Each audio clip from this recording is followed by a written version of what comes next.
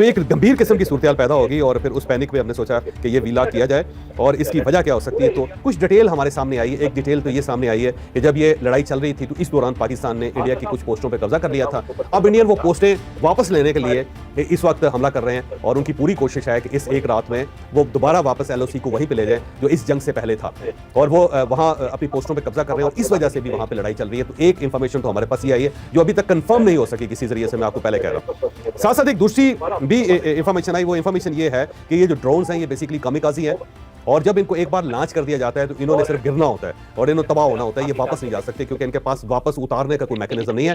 तो इंडिया ने जब इनको लॉन्च कर दिया तो ये फिजा के अंदर ही थे और उस वक्त क्योंकि रोशनी थी और नजर नहीं आ रहे थे किसी को, और जब रात होगी तो अब ये नजर आ रहे हैं। कुछ ड्रोन्स हैं उनकी बैटरीज खत्म हो रही हैं और कुछ जो है वो वैसे हवा में झूल रहे हैं। तो इनको पाकिस्तान की अथॉरिटीज ने शूट करना शुरू किया है। तो इस वजह से भी धमाके हो रहे हैं क्योंकि जाहिर उनके ऊपर एक्सप्लोसिव मटीरियल है और जब उसको फायर लगता है तो उसके बाद वो एक धमाके से फटता भी है। और कुछ ड्रोन्स ऐसे हैं जो सिविल आबादी के ऊपर गिर रहे हैं। तो उनके मुझे बताया गया कि ये 24 घंटे का फिनोमेना है। ये कल तक भी आपको इस टाइप के ड्रोन्स नजर आते रहेंगे और ये गिरते रहेंगे। इनका ताल्लुक जंग के साथ नहीं है, बस ये फ्लोट हो गए हैं। तो अब इन्होंने अपना जो मुद्दत है, अपनी जो उम्र है वो पूरी करके इन्होंने गिरना ही करना है क्योंकि कामिकाज़ी हैं ये। इसी तरह खत्म होते हैं, इन्होंने वापस नहीं जाना, ये उतर नहीं सकते किसी जगह पे। बस एक बार लॉन्च कर दिया तो लॉन्च कर दिया।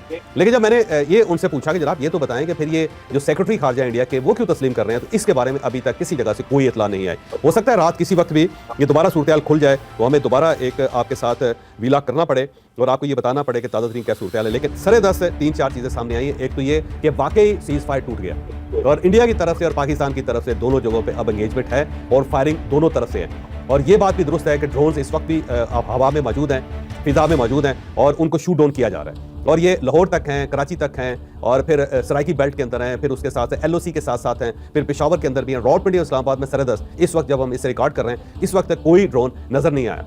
लेकिन आज़ाद कश्मीर के अंदर या मकबूजा कश्मीर के अंदर LOC के साथ साथ बहुत ज़्यादा ड्रोन्स हैं और मिसाइल्स और जो हल्की तोपें हैं उनके गोलों की आवाज़ें भी आ रही हैं और दोबारा एक लड़ाई का एक फिनोमेना वहाँ डेवलप हो गया हुआ है। अब ये देखते हैं कि आने वाले चंद घंटों के अंदर क्या सूरत होती है। लेकिन एक चीज़ तय है कि ये जो इंटरनेशनल बॉर्डर है उसके ऊपर शायद कोई गड़बड़ ना हो और ये एक हल्की फल्की एक मौसीकी है जो चलती रहे। इसमें से कुछ सोर्सेज हैं हमारे इंडिया के अंदर, उनका ये कहना है कि इस सबको इसलिए भी हो रहा है कि जो ही सीज फायर हुआ है तो RSS के जो लोग हैं वो सीधे हो गए गवर्नमेंट के सामने और BJP जो है वो पार्टी दुबक के बैठ गई और उस पार्टी ने बाकायदा उनके जो कारकुन हैं उन्होंने मोदी का मुहासरा करना शुरू कर दिया। तो शायद हो सकता है कि BJP अपनी खिफत मिटाने के लिए मोदी अपनी सियासी लाइफ के लिए दोबारा इस टाइप की कोई हरकत करना चाह रहा हो ताकि उसकी इज्जत बचे और RSS जिसको धचका लगा जिसकी सियासत को, शायद उस सियासत को बहाल करने के लिए इस टाइप का एक नया वेंचर किया जा रहा हो। और हो सकता है कि कुछ ऐसे स्पाइलर्स हों जो नहीं चाहते कि पाकिस्तान और इंडिया के दरमियान ताल्लुकात ठीक हो और उन्होंने ये दोबारा एक्टिविटी स्टार्ट कर दी हो। लेकिन बहरहाल आने वाले